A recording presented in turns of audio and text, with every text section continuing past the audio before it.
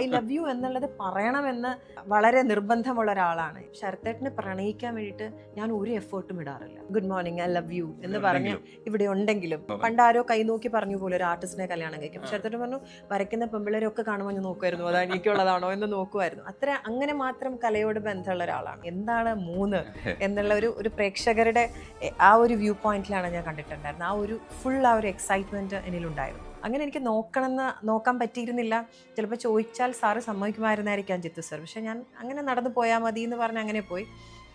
കന്നഡത്തിൽ ചെയ്യുന്ന സമയത്ത് ഞാൻ പി വാസു സാറായിരുന്നു സംവിധായകൻ. സാറിനോട് ചോദിച്ചു, സാറ് ഞാനൊന്ന് അവിടെ ചെന്നിട്ട് ഒന്ന് തിരിഞ്ഞു നോക്കിക്കോട്ടെ അയാളെ. നോക്കിക്കോളൂ എന്ന് പറഞ്ഞു. അങ്ങനെ കന്നഡത്തിൽ ഞാൻ അവിടെ പോയിട്ട് ഇങ്ങനെ തിരിഞ്ഞു നോക്കുന്നുണ്ട്. അന്ന് നമുക്ക് സെക്കൻഡ് വരുമോ എന്നൊന്നും അറിയില്ല, പക്ഷെ ഒന്ന് തിരിഞ്ഞു നോക്കുന്നുണ്ട്. എനിക്ക് തോന്നുന്നു ഒരു പരിധിവരെ രജനീഷും ഇത്രയും സിനിമ ക്ലോസ്ലി വാച്ച് ചെയ്യുന്നതാണ്. ഞാൻ രജനീഷിന്റെ ഇന്റർവ്യൂ കാണുമ്പോൾ പല സമയത്ത് ഞാൻ ജോർജ് ഊട്ടി ആലോചിക്കാറുണ്ട്. മൈന്യൂട്ടുള്ള കാര്യങ്ങൾ പല സിറ്റുവേഷനിൽ ഓർത്തോർത്ത് പറയുന്നത് ജോർജ് ഊട്ടി പറയുമ്പോൾ പറയുന്ന ഒരാളാണ് രജനീഷ്. ജോർജ് ഊട്ടി ആവാനുള്ള സാധ്യത വേണ്ട എന്നാണ് പറഞ്ഞു വരുന്നത്. ഇല്ല, ഞാനില്ല കേട്ടാ. എന്റെ ചേട്ടൻ എന്നിലൂടെ ഓരോ നിമിഷവും ജീവിക്കുന്നു. പോയി എന്നല്ല, ഞാനിപ്പോഴും ഇവിടെയുണ്ട്. ഈ വീടിന് എൻ്റെ ചേട്ടൻ്റെ പേരാണ്.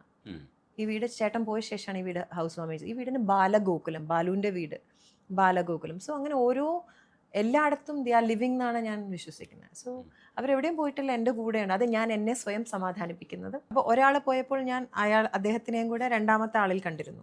അങ്ങനെയായിരുന്നു. വേണുചേട്ടൻ പോയപ്പോൾ ഞാൻ വാൾട്ടണിലാണ് ഞാൻ കണ്ടിരുന്നത്. രണ്ടാമത്തെ ആളും കൂടെ വിട്ടുപോയപ്പോൾ ഞാൻ അമ്മയെ സമാധാനിപ്പിക്കപ്പോഴും തമാശയ്ക്കാണെങ്കിൽ ഞാൻ അമ്മയോട്, അമ്മ നമ്മളെല്ലാം ക്യൂലാണ്, നമ്മളെല്ലാം ക്യൂലാണ്, നമ്മളെല്ലാവരും പോവും. അമ്മ പഠിപ്പിച്ചത് അഗ്നിക്ക് ചുറ്റും വലം വെച്ച് പ്രാർത്ഥിച്ച് അഗ്നിയിലേക്ക് ചാടുക എന്നുള്ളതാണ്. സോ ഞാൻ ഓൾവേസ് അത് പ്രാർത്ഥിച്ച ശേഷം ഞാൻ ശ്രീരാമനെ ഒന്ന് നോക്കാറുണ്ട്.